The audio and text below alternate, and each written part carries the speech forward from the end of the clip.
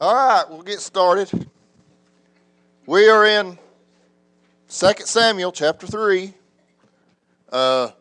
We've pretty much finished up chapter 2. I think we kind of skimmed through the last few verses of chapter 2 last week, but it was pretty well just a finish up of what was going on. Remember last week we were talking about how that David now was divided. He was in Hebron. He's in the southern part of Jerusalem, and he is taking his reign now with those people. But then Abner, remember, Saul's head man in charge, comes in and brings in somebody nobody really realized that would come in, was Ishbosheth, which was a son of Saul that we think was from a concubine, from illegitimate relationship or something. We're not sure where he come in, because Jonathan and his other two sons were killed during the battle, and there was nobody to take over. But Ishbosheth comes up, and Abner brings him up and brings him in to rule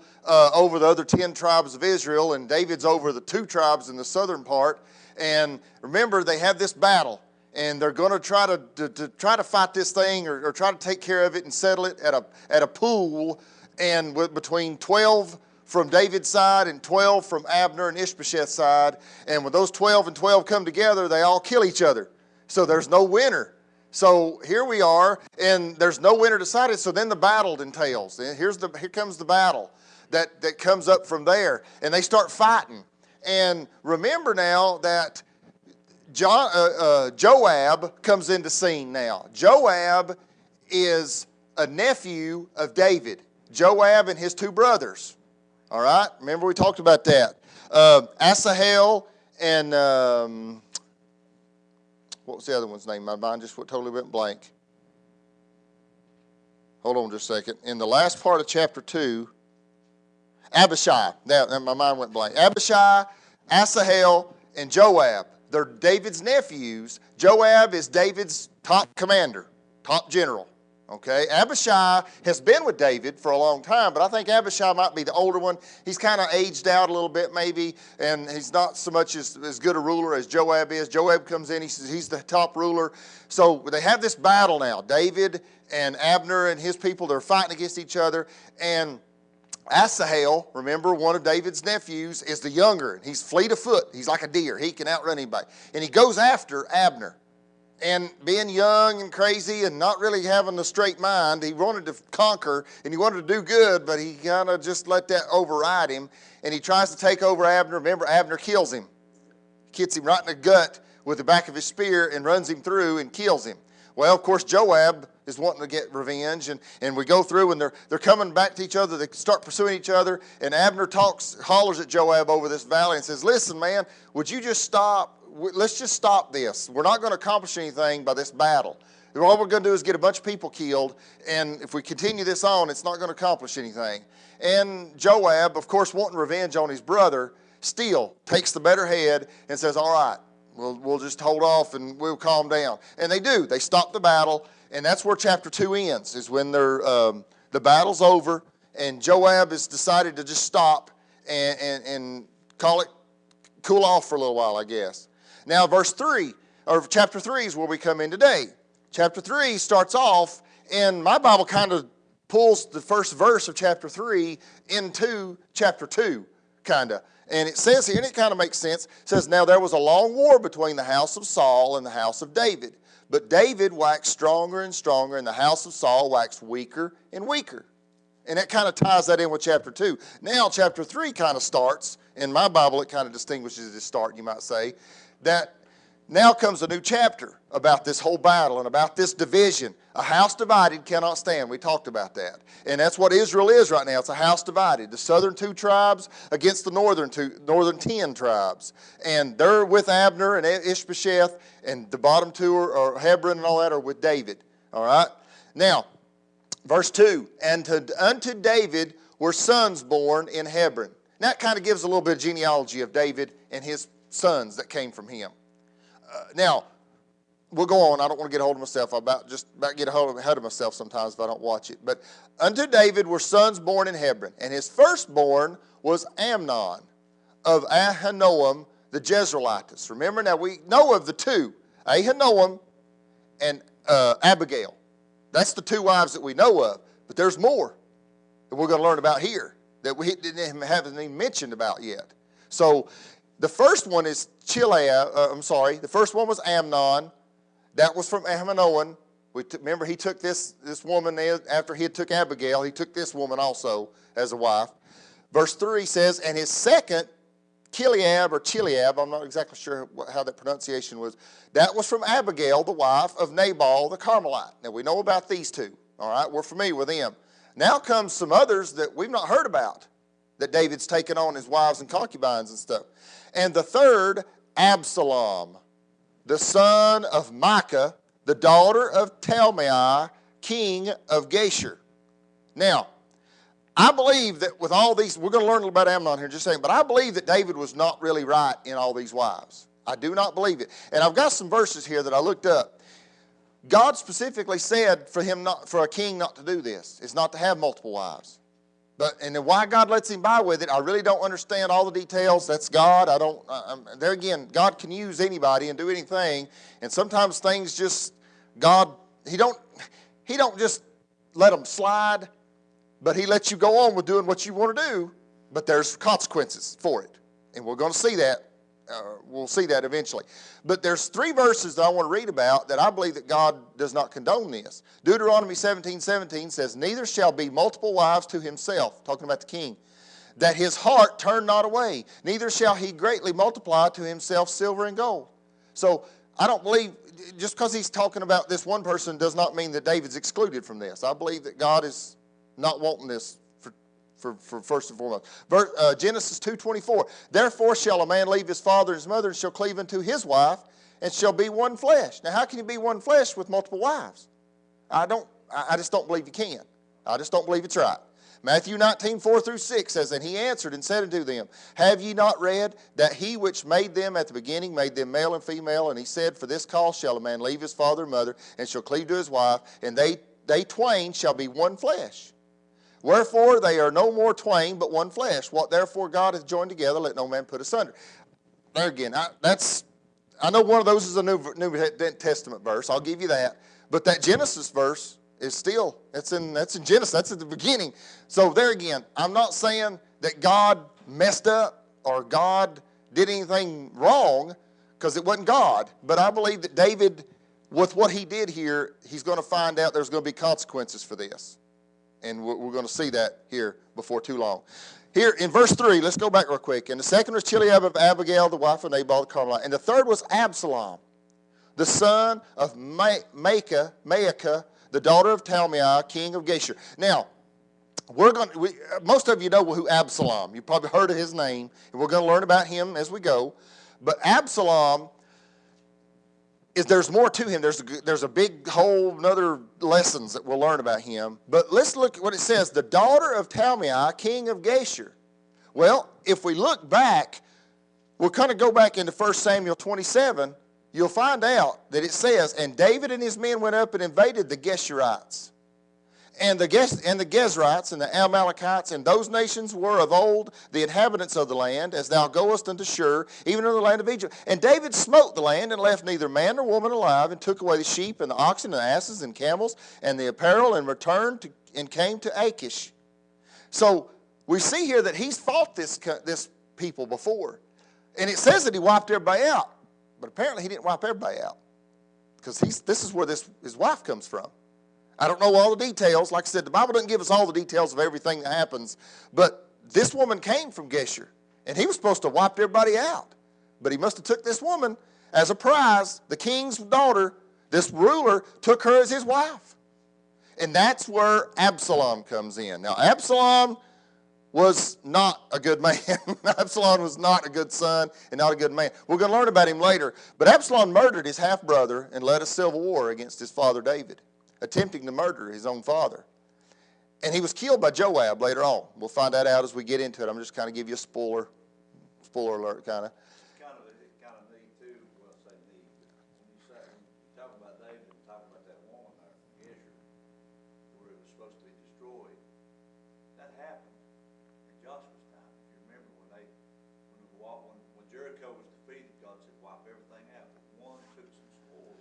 Yeah. Remember that? Mm-hmm. And what they do to him, they killed him Yeah. and all his family. Yeah. So, I'm like you, how does that work? Yeah. How did David get by with it? Yeah. Saul didn't get by with it. Remember? Right. Saul didn't get by with it. So there again. But he did get by with it. If Yeah. you don't get by with it, Yeah. later on, we're going to get to that when Yeah. you don't get by with it. But the thing about the difference between Saul and David is God told Saul specifically to kill everybody. There's not specific telling that God told David, kill everybody and don't leave nobody. That was David's own doing. That had nothing to do, God did not give him specific instructions about that, but David did that. But he also took some spoils and took apparently a wife out of this. But also, Absalom, I've looked at commentators, and they feel like Absalom was kind of the one that David favored to be the next king because of who he was and how he reigned, but he was not the best person. But we found out that don't happen, but David kind of had a favor to Absalom, and then Absalom turns on him. So anyway, that's just a little brief getting ready for what's coming up. So we see here that there's a lot of stuff going on. And the fourth, let's go back real quick. I want to look at Amnon. It talks about in here in the first verse. Amnon was from that Jezreelitis. He raped his half-sister and murdered his half-brother. So we're going to see here real quick about what kind of kids that David had. That's what happened with this non-God ordained marriages that he had. 2, in verse 2, it talks about Chileab from Abigail. Chileab is also known as Daniel. It kind of, in Chronicles, it titles him as Daniel. The few mentions of this son indicate that perhaps he died young or was an ungodly, unworthy man. He wasn't the most prestigious of all. All right? And then it talks about Absalom. We talked about him. And then in the 4th verse. And the 4th, Adonijah. Adonijah. We've heard that name. We'll hear. You've probably heard that in the past. We're going to hear that again later on. He was the son of Haggith the 5th. And it was the 4th. I'm sorry, I got ahead of myself. He was the son of Haggith. Now, Adonijah tried to seize the throne from David and David's appointed successor. Then he tried to take one of David's concubines and was executed for his arrogance. So that's what's down the road from these sons. And the 5th was Shephatiah, the son of Abital. We could fairly assume that one, and in this one here, the 6th, Ethriam of Eglah, David's wife, there were born to David in Hebron. That's the 4th. This Shephatiah and Ephraim, not much is said about them. They must have died young, and they might have been unworthy and ungodly, because there's nothing ever mentioned other than them just saying that they were the sons. There was no mention, no writings of how good a man they were, so apparently there was not much to their lives. They died young. We don't know. But there was only one son of David that ever came up to do anything, and we'll learn about him later. He's yet to be mentioned. But that's what happens. And I believe that was all because of David's, I don't know how you would say it. I just don't believe it was of God. I just don't believe that his wives were of God. I believe it was fleshly. Now, a lot of people are thinking that this was common for kings. It was not wanted and it was not godly, but it was common. Why? To make their dominance known, to make them look powerful, and to say, hey, I can do anything I want to. I can have any woman I want to. I can do what I wish. I have that much power. That might have been a little bit of what got a hold of David. I don't know. I don't have a clue. I know David was a man after God's own heart, but he's still fleshly. He's still a human, and he's still got weaknesses. And we know later on that one of his greatest sins that he ever committed was of the flesh, and that might have been David's problem. Everybody's got their own weaknesses. I've got mine. You don't need to know about them. You got yours, and I do not want to know about them. Because I would, if I knew what you battled, and what things that reared up in your life that, really gave you a fit, I don't want to know about those things because I would look at you different. That's why when we go to the jail, I don't ask those men what they did, how they got in there. I do not want to know because if I know some of what they done, I wouldn't talk to them the same way. I wouldn't treat them the same way. I'd be more apt to shun those people because I just don't, I'm that way. But anyway, that's what we have to deal with. So let's just all realize that we're all human, and we all got issues, and we all need to, deal with those issues. One thing to think about is how little seeds are that you sow in the planting garden, how big bushes they can eventually Yeah. grow, how much fruit they can bring forth. Yep. All right. Now, we've got through with the genealogy part. Now let's get into what we're talking about now, about Abner, and David, Ishbosheth, and all this that's going on. All right. Now, here was I forgot to read this quote. This was from Trapp. He's a commentator. I thought this was pretty good. He said, "We must say that God uses and blesses David despite his many wives. Yet his family life and these sons were obviously not blessed. By 6 wives, he had but 6 sons. God was not pleased with this polygamy." What he's saying is that's not a lot of sons coming out of 6 wives. One per wife. God, you know how a lot of times when God would bless, Lord, they'd have 10, 12. Even in this day and time, we have families that had 10, 12 youngins, lots of sons, but they only had 1 per wife. So that tells you that God put a cap on that. He let that happen and let David do what he wanted to do, but he put the cap on that, I believe. Anyway, anybody else got anything real quick and we'll move on?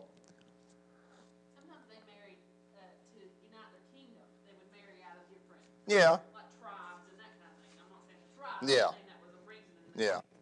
that they used. Yeah. All right, verse 6. "And it came to pass, while there was war between..." Now, remember at the beginning of the chapter, it said that David grew stronger and Abner and Ishbosheth grew weaker and weaker. And this war continued. It was still squabbles all the time. Verse 6. "And it came to pass, while there was war between the house of Saul and the house of David, that Abner made himself strong for the house of Saul." So here's Abner becoming stronger and ruler. Now Ishbosheth, I look at Ishbosheth as some scrawny, skinny little nothing. All he is a figurehead. All he is somebody that Abner is put in because he's the line. He's of the blood, and he has to be the blood to be in this position. And all he is Abner's tool to do what Abner wants to get done. I believe that. I believe that Abner's doing all the work. Abner's doing all the leading. Ishbosheth's just sitting there, just kind of. But Ishbosheth knows that he is the legitimate ruler as far as bloodline goes. So now we're going to see something happen. And there's a little bit of debate about what happens here. Verse 7. "And Saul had a concubine." Before Saul died, he had many concubines. He had many wives and many concubines. And he had one that they're going to mention here, whose name was Rizpah, the daughter of Ai. "And Ishbosheth said to Abner, Wherefore hast thou gone unto my father's concubine?" So he's asking him, why have you went unto my father? Now, here's the controversy, and here's a little bit of well, you take one side or the other, it doesn't matter, and I'm not going to fight you either way. Did it happen, or was it just an accusation? Nobody knows. Nobody does. Commentators even split between the two. Was it something that really did Abner actually go in and have relations with one of the concubines of Saul? Or was this just a figment of Ishbosheth's imagination, a rumor? Somebody is just trying to start junk. We all know how that is. There's always somebody trying to stir up some junk. So what happened? Well, regardless of whether it happened or not, the action of somebody coming in and doing this, if it actually did happen, if he had relations with this is what he's really saying. If Abner had done this, what he's saying in reality is that I'm moving in.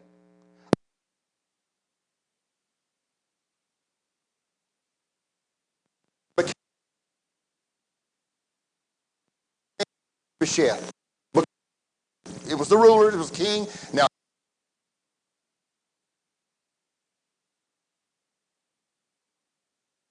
it does that I go.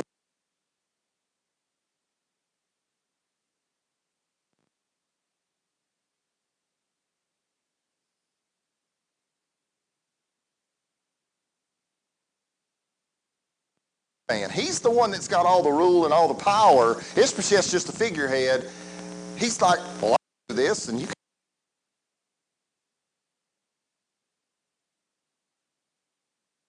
can do it. But a lot of people believe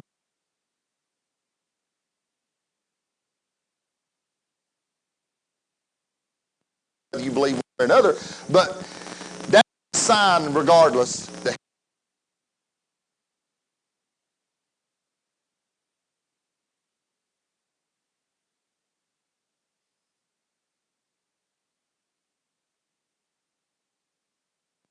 He confronts Abner about this. Considered treason. It's not just a slap on the hand kind of offense. This is treason because that's what this is.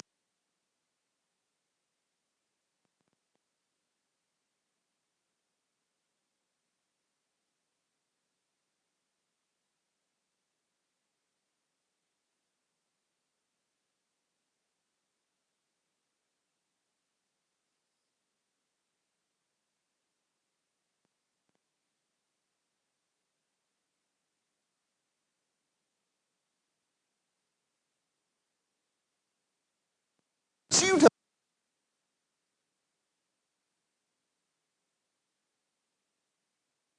about something like this? How dare you?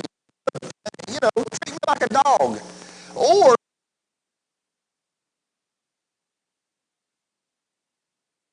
accusation to me? How in the world could you do that?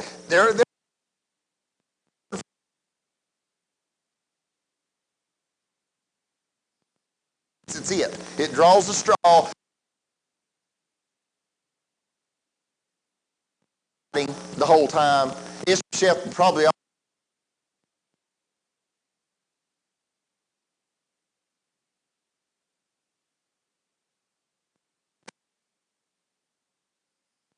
maybe in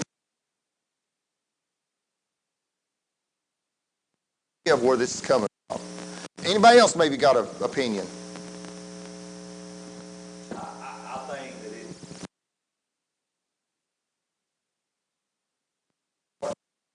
that it was a fault. I think he was just accusing Abner. I think so. I think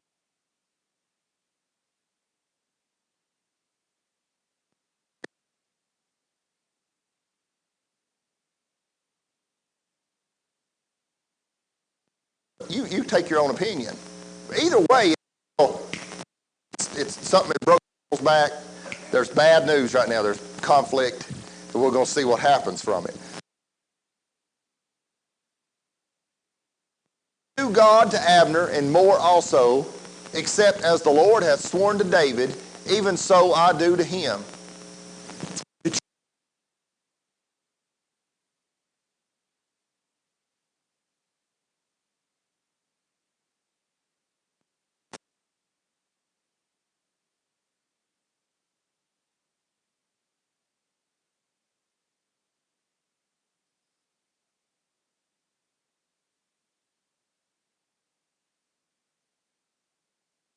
I read this,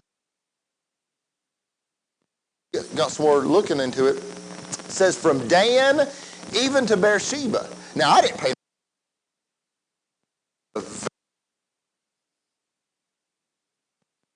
Is the very southern part above Hebron. So he's telling them, he said, from the top, the one I'm going after now, I'm you and I'm going to get everybody.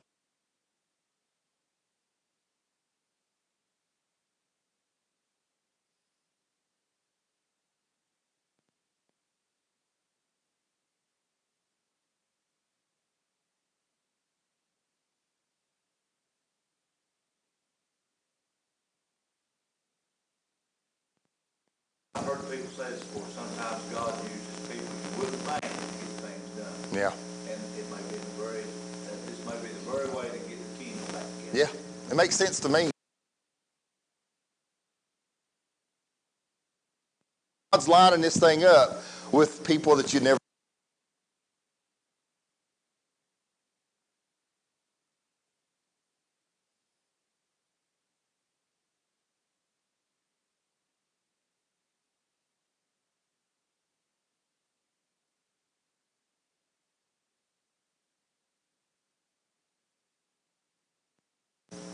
All right. So from Dan to Beersheba, the whole 10 tribes that's left that are on Abner's side.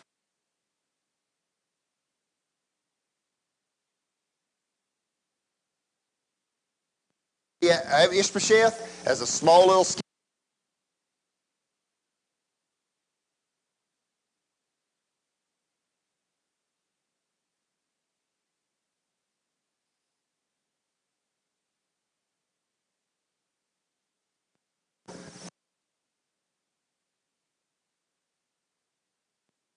It's over for him now.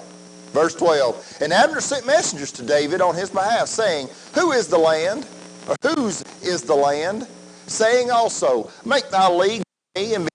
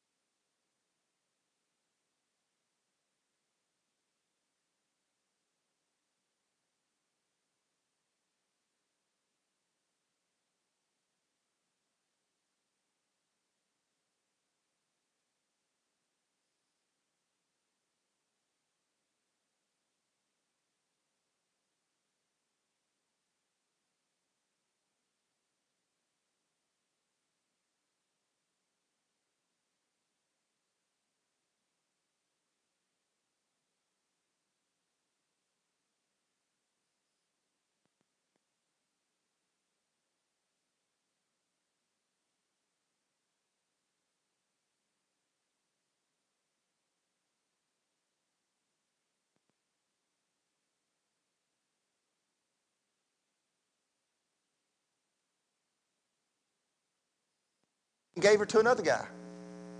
And that was his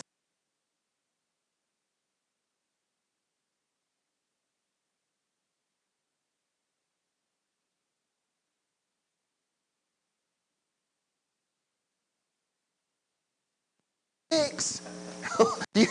What you want? And I understand.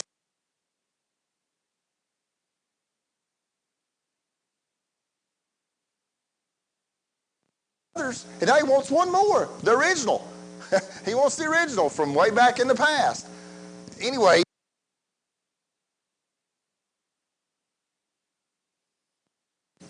and David, he said, I want Michael. He said, you won't see me, you won't see my face, and I won't have nothing to do with you unless you give me Michael. Period. That's all. There's no ways about it. That's the way I want. That's what I want. And David sent messengers to Ishbosheth, Saul's son, saying, Deliver me Michael, which I espoused to be for 100 foreskins of the Philistines. Verse 15. And Ishbosheth sent and took her from her husband, and her husband.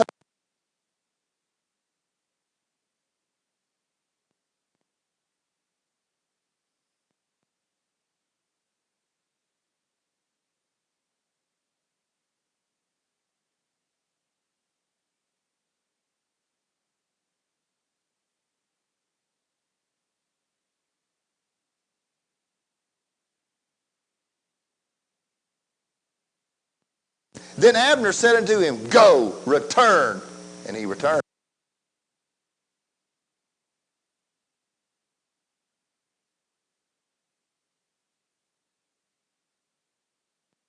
Hey, get out of here. And that dog would tuck tail and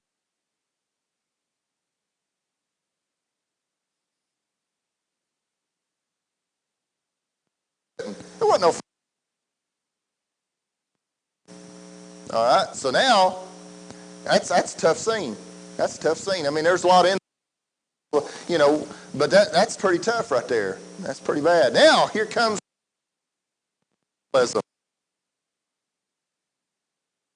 Get into it. Verse 17. And Abner had communication with the elders of Israel.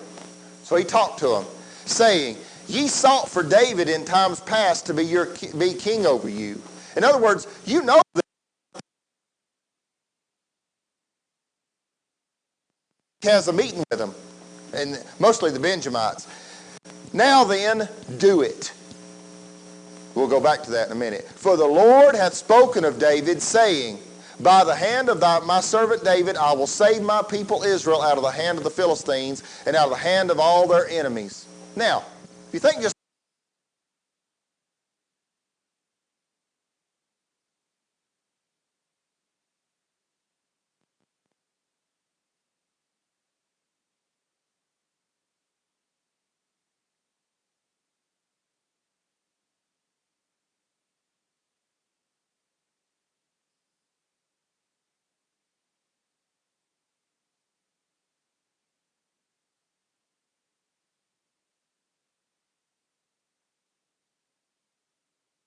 say, but he knew this quote, and he knew what would be said, and he knew the feelings,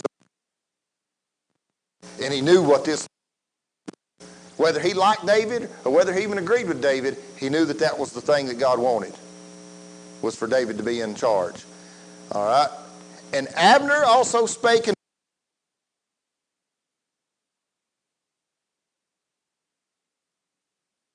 also to speak in the ears of David in the Hebron, all that seemed good to Israel and all that seemed good to the whole house of Benjamin. All right? Now, here's something that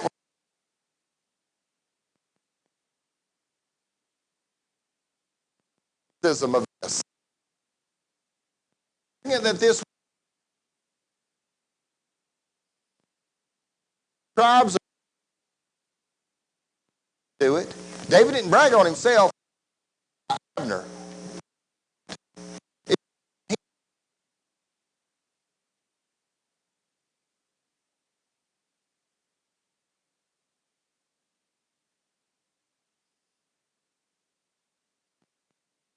Now, this we're talking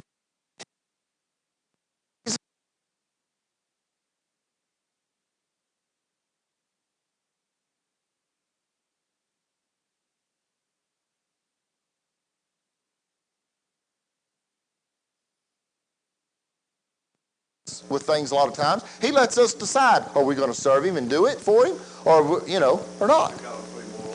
Yeah. Do not invite. They don't want ruling. They don't want him to rule over anything. Hebron, like David.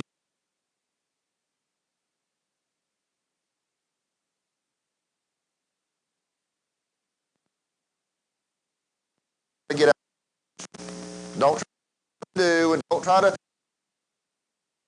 here, and you just do these little things, and you take care of the rest of it. That's kind of how we do it.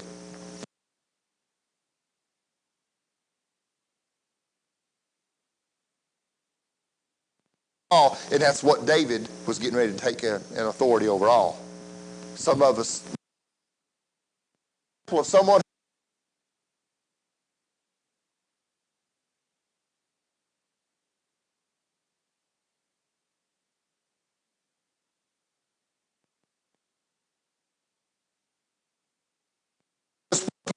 now then do it.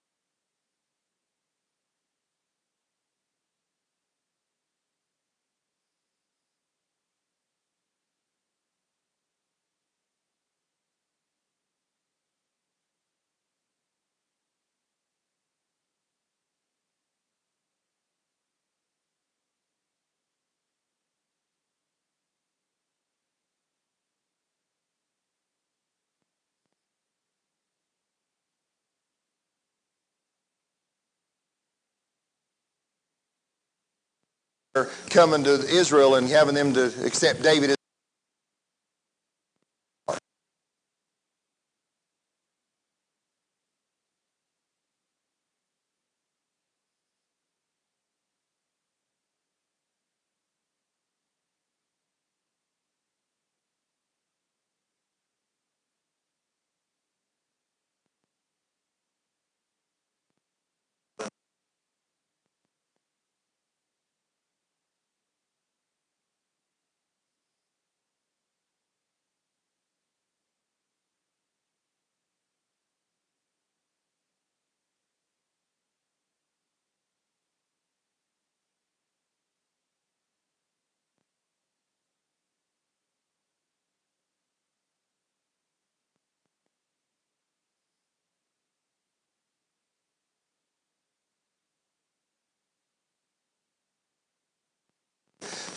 So Absalom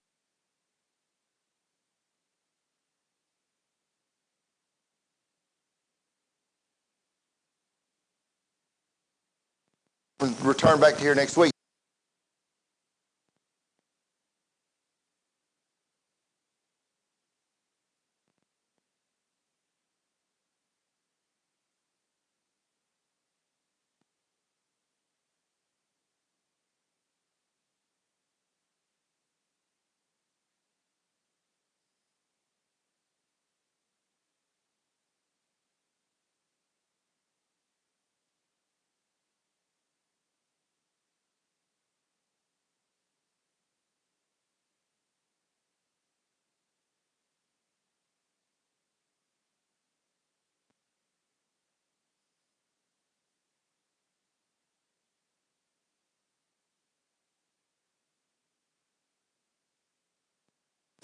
We'll be singing here in just a minute.